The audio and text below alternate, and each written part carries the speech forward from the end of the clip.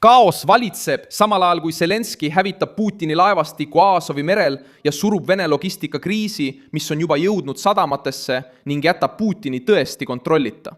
Ukraina droonid tabasid naftatankereid, kaubalaevu, puksiire ja tugilaevu, mida Moskva kasutab okupeeritud Krimmi varustamiseks ning nafta väljaviimiseks sanktsioonidest mööda. Ukraina mehitamata süsteemide vägede komandör Robert Brovd kinnitas, et vaid selle laupäeva varahommikul rünnati 28 alust, sealhulgas 21 naftatankerit. Ja et nädala jooksul tabati kokku 76 meresihtmärki.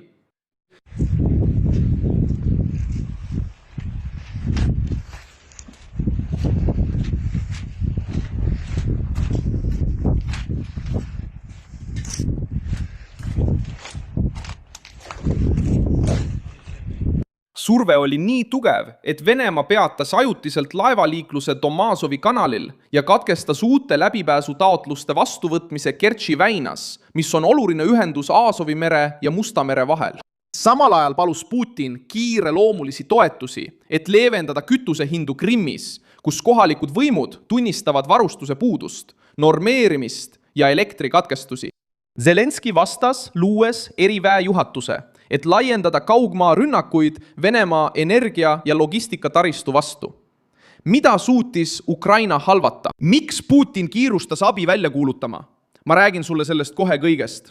Kui sulle meeldib selline otsekohene ja aus sisu, siis kaalu tellimist, sest siin on iga päev selliseid videoid. Uus pealetung kogus jõudu 6 järjestikuse päeva jooksul. Brovdi sõnul sai 28 alust selle laupäeva varahommikuse operatsiooni käigus 73 kinnitatud tabamust. Varasemad rünnakud kaasa arvatud väidavad Ukraina väed, et nad ründasid 6. kuni 11. juulini 76 Vene alust. Arvestus hõlmab ka mitu korda tabatud laevu, ega tähenda, et kõik neist oleksid põhja lastud. Peamine mõju oli laevade liiklusest eemaldamine, remonditööde sundimine, meeskondade riski suurendamine ning iga uue kütuseveo Krimmi muutmine palju ohtlikumaks operatsiooniks.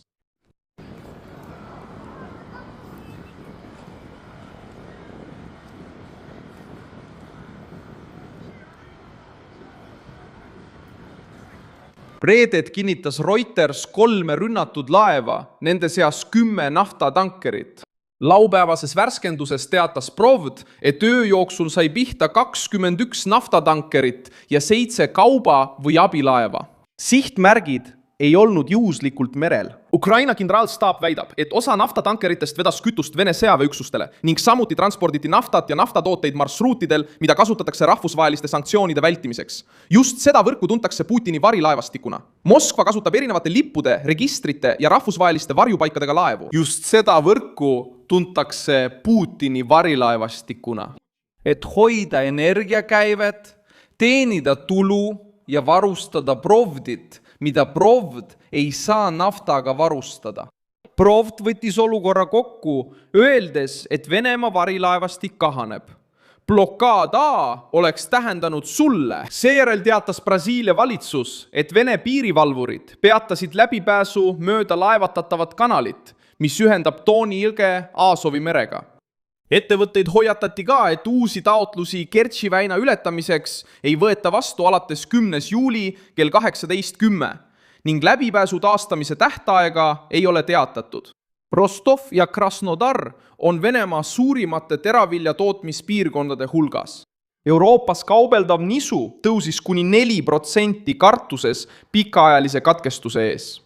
Rostovi, Azovi ja Taganrogi sadamad olid kriisile otseselt avatud, kuna nad sõltuvad piirkondlikust laevandusest, nisu, kütuse ja tööstuskaupade vedamisel. Ukraina suutis sekkuda marsruudile, mida Moskva pidas kaitstuks. Azovi meri toimis Venemaa sisekoridorina alates territooriumite okupeerimisest selles piirkonnas.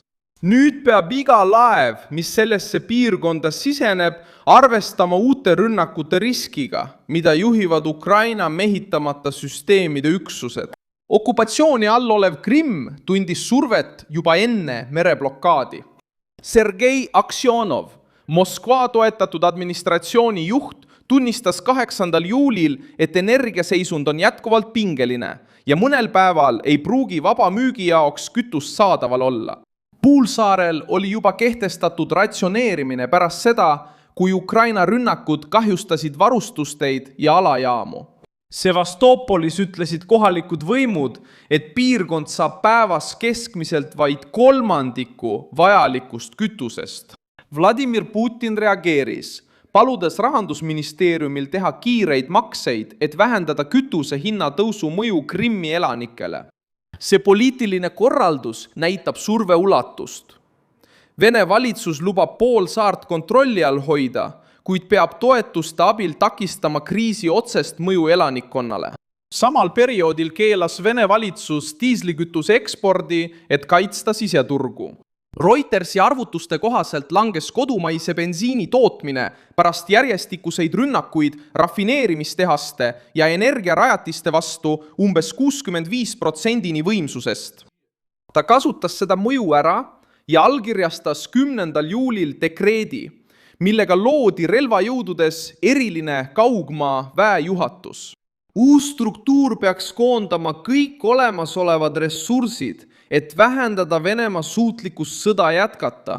See meede koondab ühe juhtimise alla rünnakud rafineerimistehaste, terminalide, ladude, naftatorustike ja mereteede vastu. Samal reedel teatati, et tänaseks pole veel välja kuulutatud rehabilitatsioonimäärust. Juulis oli valitsuse plaanis ettepanek pensionisüsteemi kohta.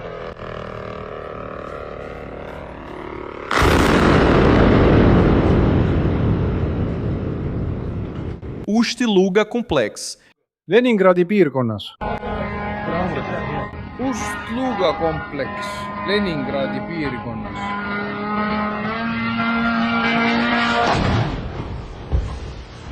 Ust-Luga kompleks Leningradi piirkonnas. Aitäh!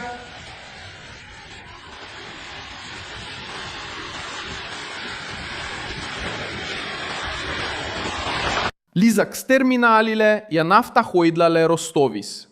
See kampaania ei piirdunud rannikuga. Ukraina droonid jõudsid ka Omski rafineerimistehaseni Siberis, mis asub umbes 2700 kilomeetri kaugusel Kiievi kontrollitavast territooriumist.